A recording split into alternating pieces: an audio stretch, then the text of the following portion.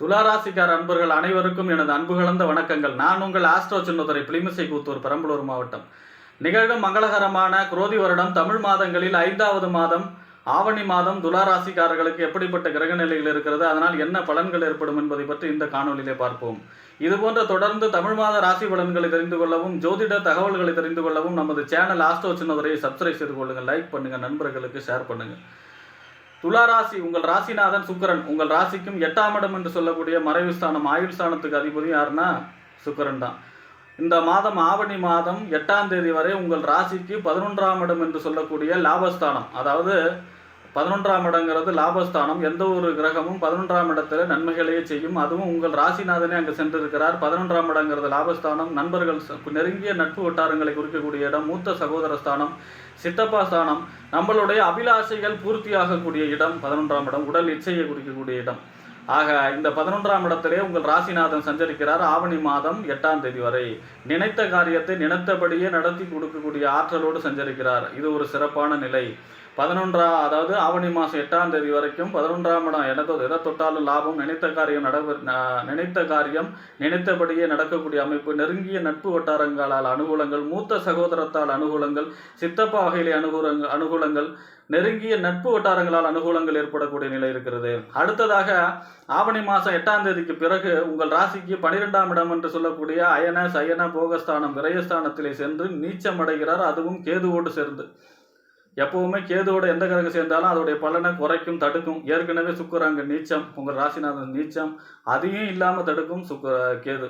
ஆக உங்கள் ராசிநாதன் வலு இழக்கிறார் ஆவணி மாதம் 8ஆம் தேதிக்கு அப்புறம். ஆக இந்த மாதம் முழுவதுமே நீங்கள் வெள்ளிக்கிழமை அதாவது சுக்கிரனுடைய அதிதேவதை யாருன்னா மகாலட்சுமி. வெள்ளிக்கிழமை, இந்த மாதம் முழுவதுமே வெள்ளிக்கிழமை பெருமாள் கோயிலிலே தாயார் சன்னதிக்கு சென்று நெய் விளக்கும் மல்லிகைப்பூ மாலையும் போட்டு, மல்லிகைப்பூ இல்லைன்னா ஒரு முழம் மல்லிகைப்பூ வாங்கி சாத்தி பெயர் நட்சத்திரம் சொல்லி அர்ச்சனை செய்யும் பொழுது உங்கள் ராசிநாதன் இந்த மாதம் வலுவடைவார். ஆக இது சிறப்பான பரிகாரம். ஏன்னா ராசிநாதன் வலு இழக்கிறார் ஆவணி மாதம் 8ஆம் தேதிக்கு பிறகு. பொதுவாகவே எவ்வளோ பெரிய யோகம் இருந்தாலும் ராசிநாதன் வலிமையாக இருந்தால் தான் அதை அனுபவிக்க முடியும். எவ்வளோ பெரிய அவயோகம் இருந்தாலும் ராசிநாதன் வலிமையாக இருந்தால் தான் அதை சமாளிக்க முடியும். ஆக ராசிநாதன் வலுவிழக்கும் பொழுது நம்மளுடைய சிந்தனை செயல்திறனுடைய ஆற்றல் குறையும், தேவையில்லாத குழப்பங்கள் அதிகரிக்கும், மனசு ஒரு பதட்ட நிலையை கொடுக்கும். ஆக வெள்ளிக்கிழமையிலே மகாலட்சுமி வழிபாடு செய்யும்போது இந்த தோஷம் நிவர்த்தியாகும். அடுத்ததாக உங்கள் ராசிக்கு 2ஆம் இடம் வாக்கு தனம் குடும்பஸ்தானத்து அதிபதியும், 7ஆம் இடம் என்று சொல்லக்கூடிய வாழ்க்கை துணையை குறிக்கக்கூடிய இடம், நண்பர்கள் ஸ்தானம், கூட்டு தொழில் ஸ்தானம், இந்த சமூகம் வாடிக்கையாளர்களை குறிக்கக்கூடிய இடம். இந்த 2க்கும் 7க்கும் உடைய செவ்வாய் 8ஆம் இடத்திலேயே சஞ்சரிக்கிறார் ஆவணி மாதம் 10ஆம் தேதி வரை. பொதுவாக 2ஆம் இடத்து அதிபதி 8ஆம் இடத்துல சஞ்சரிச்சா என்ன, கொடுத்த வாக்கை காப்பாற்ற முடியாத நிலை ஏற்படும். அடுத்தது பணத்தட்டுப்பாடு ஏற்படும். அதாவது கேட்ட இடத்துல கடன் கிடைக்காது, அல்லது உங்களுக்கு வர வேண்டிய பணம் சேர முடியாத நிலையை கொடுக்கும். அடுத்தது குடும்பத்திலே சண்டை சச்சரவுகளை ஏற்படுத்தும். குடும்பத்திலே கண்டிப்பாக நீங்கள் விட்டு கொடுத்து செல்ல வேண்டும். 7ஆம் இடத்து அதிபதி 8ஆம் இடத்துல சஞ்சரிக்கும் பொழுது 7ஆம் இடங்கிறது என்ன, வாழ்க்கை துணை இடம். கண்டிப்பாக விட்டு கொடுத்து செல்ல வேண்டும், இல்லைன்னா வாக்குவாதங்கள் ஏற்படும். நண்பர்கள் விஷயத்திலையும் வாக்குவாதங்களை தவிர்க்க வேண்டும். கூட்டு தொழிலில் ரொம்ப கவனமாக இருக்கணும். அடுத்ததாக வாடிக்கையாளர்கள்ட்ட தேவையில்லாத பேச்சுக்களை குறைத்து கொள்ள வேண்டும். ஆக இந்த ஆவணி மாதம் 10ஆம் தேதி வரைக்கும் இது போன்ற செவ்வாய் அனுகூலமற்ற பலனை கொடுக்கவே இருக்கிறார். 2க்கும் 7க்கும் உடைய செவ்வாய்.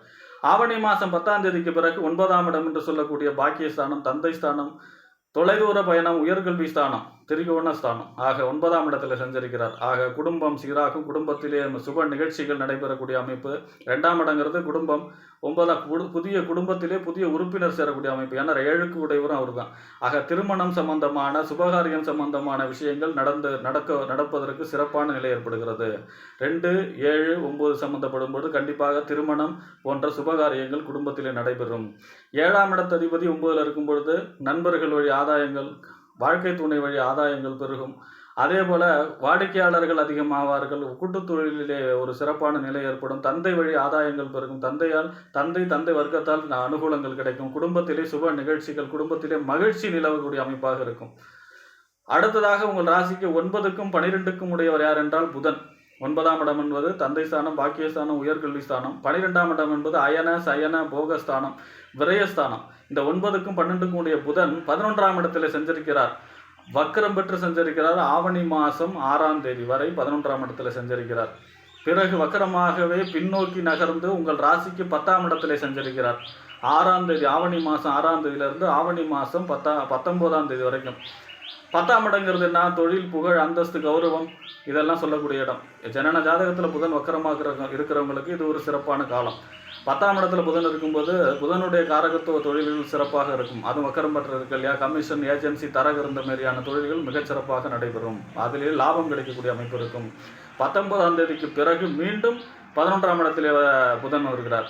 ஆக புதன் உங்களுக்கு இந்த மாதம் மிகச்சிறப்பான நிலையிலே 10, 11 தொழில், புகழ், அந்தஸ்து, கௌரவத்தை சொல்லக்கூடிய இடத்திலும், லாபஸ்தானம் என்று சொல்லக்கூடிய லாபஸ்தானம், மூத்த சகோதரம், நெருங்கிய நட்பு வட்டாரங்கள், நம்மளுடைய அபிலாஷைகள் பூர்த்தியாகக்கூடிய இடம் என்று சொல்லக்கூடிய 11ஆம் இடத்திலும் மாறி மாறி சஞ்சரித்து உங்களுக்கு புதனால் நற்பலன்கள் அதிகமாகவே ஏற்பட போகிறது இந்த மாதம். ஏன்னா 10, 11 வலிமையாக இருக்குது.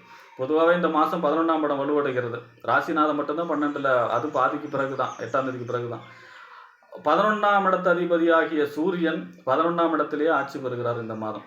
இது ஒரு சிறப்பான நிலை. 11ஆம் இடத்து அதிபதி 11ஆம் இடத்திலே ஆட்சி. அதுவும் சூரியன்னா யார்? அரசு சம்பந்தமான அனுகூலங்கள் கிடைக்க வரும். அதாவது தந்தை, அரசு சம்பந்தமான அனுகூலங்கள் கிடைக்கும். அரசு திட்டங்களை எதிர்பார்த்துக்கிறவங்களுக்கு அந்த திட்டங்கள் கிடைக்கும். அரசு ஒப்பந்தங்களை எதிர்பார்த்து இருக்கிறவங்களுக்கு அந்த ஒப்பந்தங்கள், கான்ட்ராக்ட் இந்த மாதிரிலாம் கிடைக்கும். அரசு சம்பந்தமான முயற்சி எது எடுத்தாலும் அரசியலிலே உயர் பதவி அல்லது அரசு வேலை கிடைக்கக்கூடிய அமைப்பு, இந்த மாதிரி அரசு சம்பந்தமான முயற்சிகள் அனைத்தும் கைகூடக்கூடிய அமைப்பு. லோன் எதிர்பார்த்திருந்தால் கூட அந்த லோன் கிடைக்கக்கூடிய வாய்ப்பும் இருக்குது அரசு சம்பந்தமாக. ஆக 11ஆம் இடத்து அதிபதி 11ஆம் இடத்திலே ஆட்சி பெறும் பொழுது நினைத்த காரியம் நடைபெறும். முதல் பாயிண்ட் என்னன்னா, நம்ம ரொம்ப நாளாக எதிர்பார்த்து காத்திருந்த விஷயங்கள் நடைபெறும். நெருங்கிய நட்பு வட்டாரங்களால் அனுகூலங்கள் ஏற்படும். அதே போல் 11ஆம் இடம் மூத்த சகோதரத்தால் ஆதாயங்கள் கிடைக்கும்.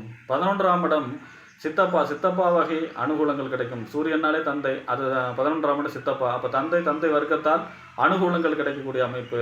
ஆக துளாராசிக்காரர்களுக்கு உங்கள் ராசிநாதனை தவிர 10ஆம் தேதி 8ஆம் தேதிக்கு பிறகு நீச்சம் அடைவதை தவிர பாக்கி இருக்கக்கூடிய அனைத்து கிரகங்களும் அனுகூலமான பலன்களையே தர இருக்கிறார். ஆக வெள்ளிக்கிழமை மகாலட்சுமி வழிபாடு மட்டும் செய்யும் பொழுது உங்களுக்கு இந்த மாதம் மிகச்சிறப்பான மாதமாக இருக்கும் துளாராசிக்காரர்களுக்கு என்று கூறி விடைபெறுகிறேன். நன்றி, வணக்கம்.